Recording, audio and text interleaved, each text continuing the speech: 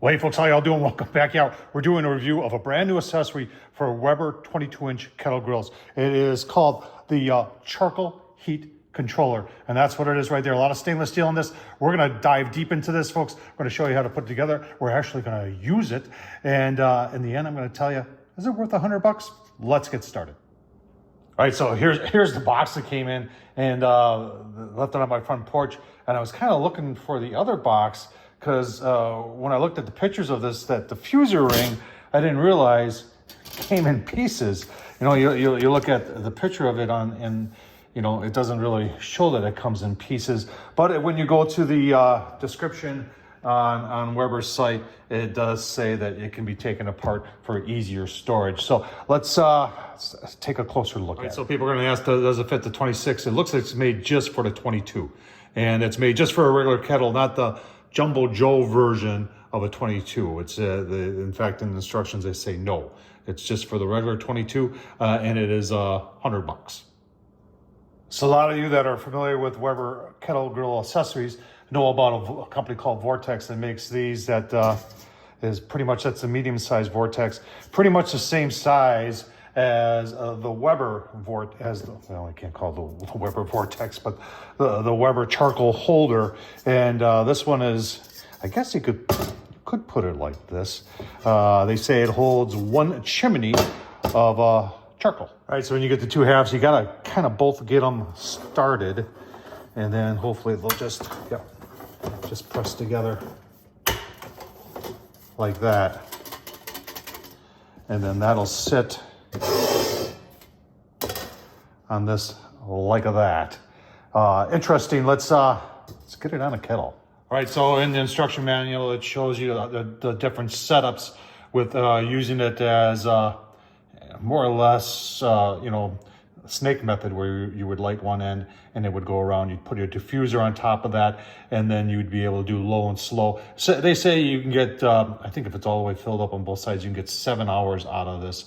And then for high heat, you would put, and look at that, they're saying you could put a bowl in there with some moisture. That's a good idea. And then for high heat, you would just fill up the middle of it, and then you know, you could sear some steak on it like that, or use it indirect to do as you would like a Vortex, to do some chicken legs or chicken wings on the outside, or whatever you wanted to do. All right, so we're going to try it on. I've got, you may have not seen this one before. Well, you may if you watch Tom Horsman YouTube, but this is the Weber One Touch Platinum, I believe. They only made this for 2 years, I think 2010, 2011. Someone's going to correct me if I'm wrong, but a very unique design. Love the shelves. Love that's a little higher center vent, and I think the center vent will work really well with this setup. And you can see we've got her in there, and you know, I want to try that snake method in there and just see, not so much will it go 7 hours.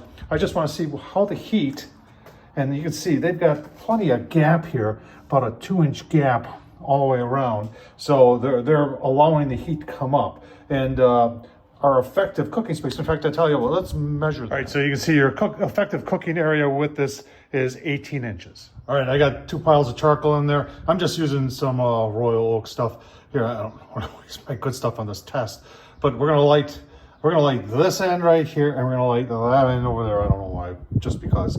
Bottom vent's gonna be open all the way. Get her going. Put the cover on. Put the grates back on. Put the diffuser on. Put 4 of my pucks in. And then we're gonna shut it down and probably close that top vent to probably 2/3, and just see what it does, and see how, I'm more concerned about how it affects that thing right there. All right, smoke's rolling. Got started over there, start over here. We're gonna put the diffuser on. I had to back down on the charcoal pile. Was hitting, this thing sits, sits down low, and I've got my 4 pucks. We'll put the grate on, put the 4 pucks, 1, 2, 3, 4. And close the vent down to half, 1/3, and then give you a look-see in about 30 minutes. All right, so we're about 35 minutes. You can see we're just below 200. I have the vent set right there, which is what I like. And we got plenty of smoke rolling. And our Oklahoma Joe's, 175, 175, 200 there. And then 175 there, so pretty consistent. We're gonna keep on, I'm just gonna keep on going the way it's going. And I'm gonna go for a walk actually. So I'll be gone for about an hour and a half. Give you a look in about an hour and a half. All right, folks, 2.5 hours into it here. See the lid temp, let's see that. Closer to about 275 now. Vent situation is pretty much the same. Let's see how we're doing on the pucks. See, the pucks are getting discolored from the smoke. So we are at, oh yeah, we're climbing there. 325 there, 300 there, almost 350 there. That was always hot on that side. And then right around 300 there. I'm gonna take off the grate and take off the diffuser and see how we're doing on charcoal. All right, let's see if we can get this off here. We'll go in the two coolest spots, which should be right here and right there. Okay, the charcoal is just about done. Probably got another half an hour. We're gonna put this all back on here and see. I think we'll definitely get the 3 hours. That wasn't quite half, and they said it would go for about 7 hours, so pretty close. You know, and folks, start thinking yourselves, because at the end here, I'm going to tell you whether I think it's worth $100. Start thinking whether you think it's worth $100, and you can leave your thoughts down in the comments. All right, one last look, folks. Lid is holding 250, and the pucks 275. Getting dirty there, 250, I think, and 275 and 250. So we're gonna, the charcoal's just about done.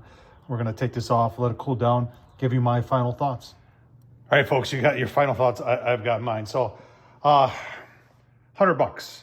Is it worth it? You know, one of the biggest, I'm going to say, disappointments, because every picture you looked at it didn't show it.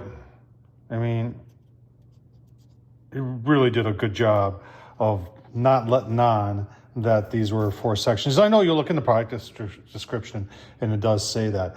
If you bought one of these, folks, I would not take it apart, because the more you take it apart, the chances are good you're going to break off or damage one of those tabs, and you break one of those tabs and you're pretty much done.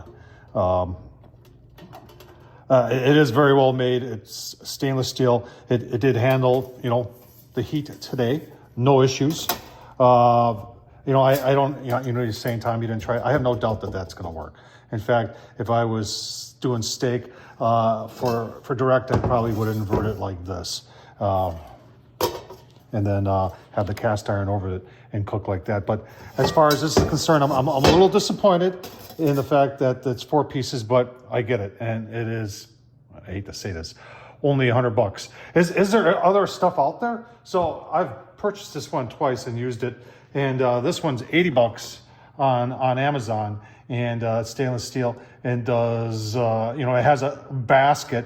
So, you know, but you can also set it in there and put the charcoal on the outside.